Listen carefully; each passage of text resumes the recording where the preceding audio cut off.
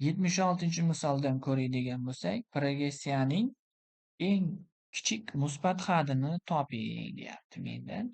So'ragani e'tibor bering, hammasi manfiy kelyapti. Eng kichik musbatini toping deyapti. Bunda A1 -97 ga teng. D'miz -93 + 97 bo'ladi 4 ga teng. Ayn qaysidan boshlab musbat bo'ladi deyapti. Aynning formulasi A1 + n-1 ko'paygan D edi. Eslasangiz, shuni musbat qilishim kerak. -97 + n-1 ko'paygan 4 katta 0. -97 + 4n-4 katta 0. 4n katta, bu 101 bo'ladimi? Demak, n'imiz katta ekan, 101 taqsim 4.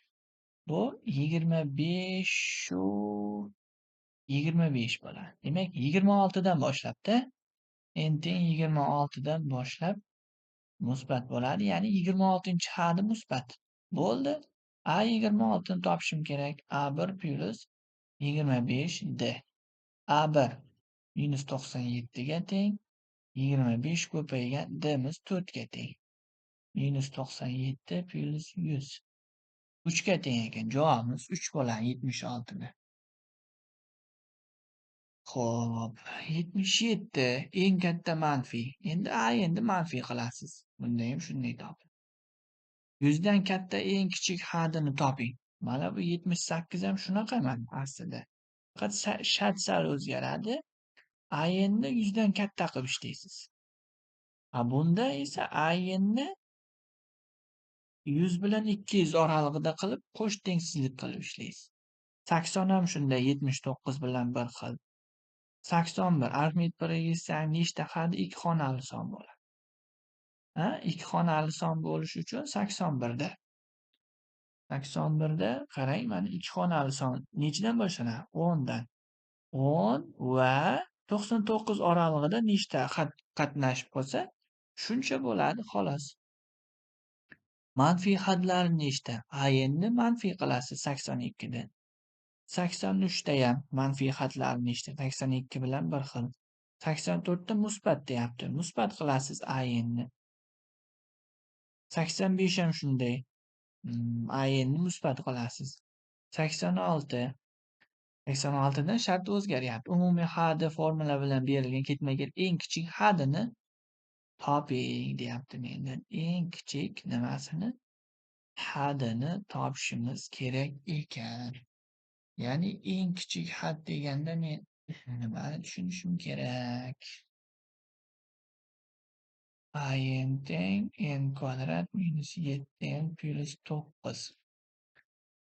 1 bersam 1 - 7 + 9 3 bo'ladi.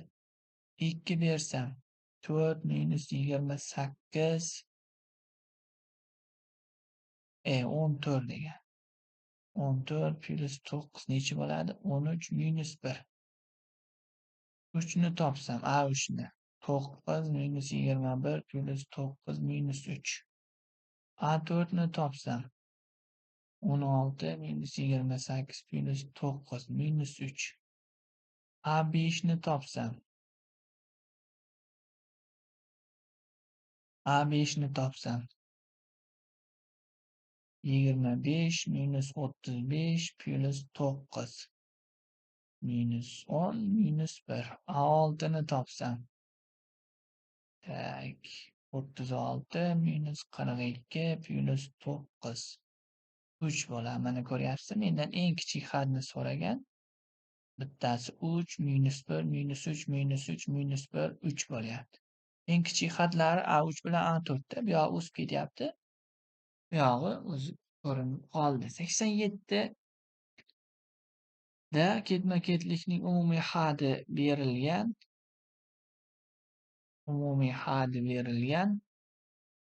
S ning qanday qiymati tenglik o'rinli bo'ladi. Juda soz. Endi o'rniga bir marta 2, bir marta 3 qo'yasiz, S ni topib qo'yasiz. Tamom.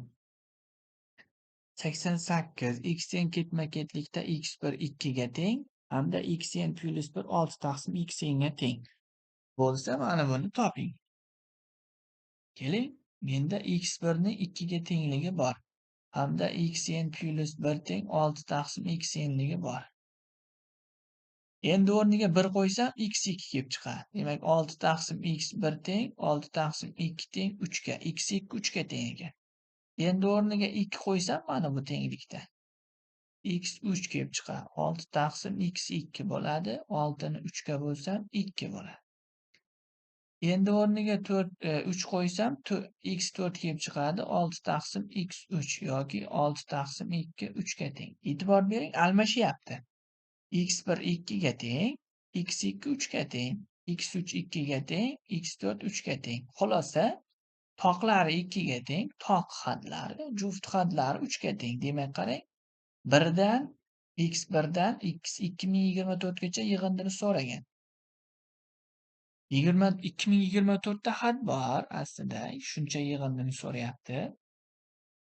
Endi toqlari 2 ga teng, ya'ni 1012 ta 2 bor. 1012 ta 3 borda, juftlari 3 ga teng. 2024 3036 5060 degan javob bo'lib qoladi 88 ga. Davom etamiz. Davom etsak, 89 ham shunaqa ekan. A1 berilgan, A5 ni toping. Bitta-bitta topasiz. Endi o'rniga 1 qo'ysangiz A2 kelib qoladi. O'ng tomonda A1 bo'ladi. A2 ni topib olasiz. Keyin endi o'rniga 2 qo'yasiz, A3 keladi. Keyin endi o'rniga 3 qo'yasiz, A4. Oxirida 4 qo'ysangiz A5 kelib qoladi. 90 ham shunaqa. 91 dan boshlab endi sal boshqacharoq. Agar A1, A2, A3 sonlar arifmetik birligini tashkil etsa, quyidagilardan qaysilari arifmetik birligini tashkil qiladi? Xo'sh, A aniq tashkil qiladi. B bo'lmaydi. C bo'ladi. Tekshirib ko'rasiz. Buni ham 92 ni ham tekshirib ko'rasiz. 93 dan boshlab ni hisoblang debdi. Qiyin emas. A4 minus A1 ni kvadrati, A3 minus A2 ni kvadrati. Hammasini A1 orqali yoyib ochib yuborish kerak. Bo'ldi. 94 da sistema A1 orqali yoyiladi. 95 ham shunaqa A1 orqali yoyiladi. 96 ham A1 orqali yoyiladi. 97 ham A1 orqali yoyiladi.